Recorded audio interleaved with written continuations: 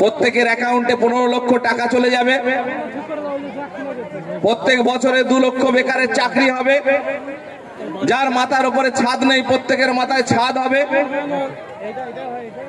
সবার একসঙ্গে আপামর ভারতবাসী সাধারণ মানুষকে স্বপ্ন দেখানো হয়েছিল, গরিব মানুষ গরিব থাকবে না, সবার মাথার উপরে ছাদ হবে, প্রত্যেকের অর্থনৈতিকভাবে উন্নতি হবে। মানুষ ভেবেছিল হয়তো পরিবর্তন অনেক কিছুই হবে। সরকার আসার পরে আমরা দেখলাম একের পর এক বিভিন্ন রকম নীতি গ্রহণ করার চেষ্টা করছে। তার প্রথমেই আমরা দেখেছি নোটবন্দি।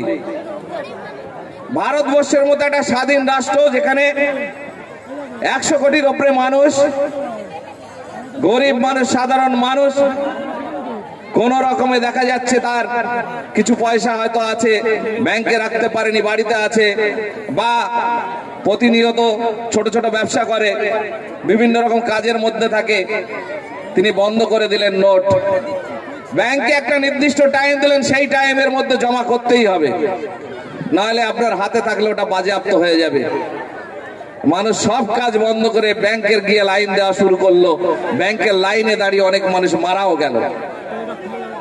এরকম নীতি আমরা ভারতবর্ষ তথা পৃথিবীর বুকে কোথাও আজ পর্যন্ত দেখিনি, যে নিজের টাকা, নিজের কষ্ট অর্জিত টাকা নষ্ট হয়ে যাবে তার জন্য ব্যাংকে জমা দেওয়ার জন্য লাইন দিয়ে টাকা জমা দেওয়া, আবার লাইন দিয়ে টাকা তোলা, এই করতে গিয়ে অনেকের জীবন চলে গেল।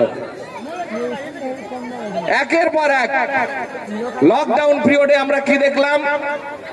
গোটা ভারতবর্ষের ছোট ব্যবসায়ী, মধ্যবিত্ত, নিম্ন মধ্যবিত্ত যেসব ব্যবসায়ী, তাদের অর্থনৈতিকভাবে মেরুদণ্ড ভেঙে গেল, তারা কোনোভাবেই মাথা উঁচু করতে পারলো না।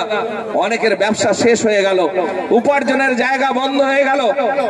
কিন্তু দেখলাম যারা কোটি কোটি টাকার মালিক, যারা প্রধানমন্ত্রীর বন্ধু বান্ধব, তাদের সম্পত্তি 2 গুণ থেকে 3 গুণ বেড়ে গেল।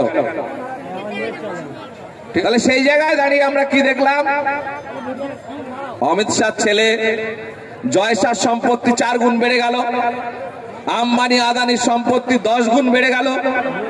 আর সাধারণ ব্যবসায়ী ভারতবর্ষ মধ্যে যারা ভারতবর্ষের মূলত সম্পদ, সেই মানুষগুলোর সম্পদ আস্তে আস্তে আস্তে আস্তে চুপসে গেল। আমরা দেখেছি এই সরকারের জমানায় অনেক ব্যবসায়ী কোটি কোটি কোটি কোটি টাকা লোন নিয়েছে কেন্দ্র সরকারের রিজার্ভ ব্যাংক থেকে। সেই লোন শোধ না করে তারা বিদেশে পালিয়ে যাচ্ছে, নিজের ব্যবসা দেউলিয়া দেখিয়ে সরকারের নাকের ডগায় থেকে তারা চলে যাচ্ছে। সরকারের ধরার কোনো ক্ষমতা নেই। বিজয় মালিয়া, মেহুল চুস্কি, এই ধরনের প্রচুর বিত্তশালী ব্যবসায়ী আছে যারা কোটি কোটি টাকা ভারতবর্ষের সম্পদ লুট করে, ভারতবর্ষের যে রিজার্ভ ব্যাংকের টাকা, যেসব টাকা থেকে লোন দেওয়া হয়, এটা জনগণের সম্পদ। সরকার চলে ডাইরেক্ট ইনডাইরেক্ট ট্যাক্স, অর্থাৎ সাধারণ মানুষের থেকে যে কর আদায় করা হয় সেটা হচ্ছে পরোক্ষ কর। যে টাকা আমরা আপনারা সবাই মিলে দিই দেশ পরিচালনার জন্য, আপনি চান বা না চান, আপনি 1 প্যাকেট নুন, 1 প্যাকেট পানি কিনলে সেখানে আপনাকে ট্যাক্স দিতে হয়। এই ট্যাক্সের টাকায় ভারতবর্ষের 75 ভাগ খরচা মেটানো হয়, আর সরাসরি কর দেয় 25 ভাগ। সেই টাকা আর এই 75 ভাগ টাকা জুড়ে দেশ পরিচালনার কাজে লাগে। সেখানে আপনার হাজার হাজার কোটি টাকা লুট করে নিয়ে বেরিয়ে যাচ্ছে, কোনো অসুবিধা নেই। আমরা জানি আম্বানি দেউলিয়া কোম্পানি ছিল, সেই কোম্পানিকে লোন দেওয়া হলো, তারপরে সরকারি প্রকল্প তাকে দেওয়া হলো, লোনও দেওয়া হলো, লাভজনক প্রকল্প দেওয়া হলো, ফুলে পেঁপে আজকে ভারতবর্ষের অন্যতম শ্রেষ্ঠ ধনীতে পরিণত হয়েছে আদানি। এই সরকারটা তো প্রধানমন্ত্রীর বদান্যতায়। আর আমাদেরকে কি বলা হচ্ছে? তোমার নিত্য প্রয়োজনীয় যেটা প্রয়োজন আছে, আজকে তেলের দাম বাড়ছে প্রতিনিয়ত, বাজার মূল্য দিন দিন বাড়ছে, সাধারণ মানুষের জীবনযাত্রা না বিশ্বাস হয়ে যাচ্ছে, বলছে ওসব কথা ভুলে যাও।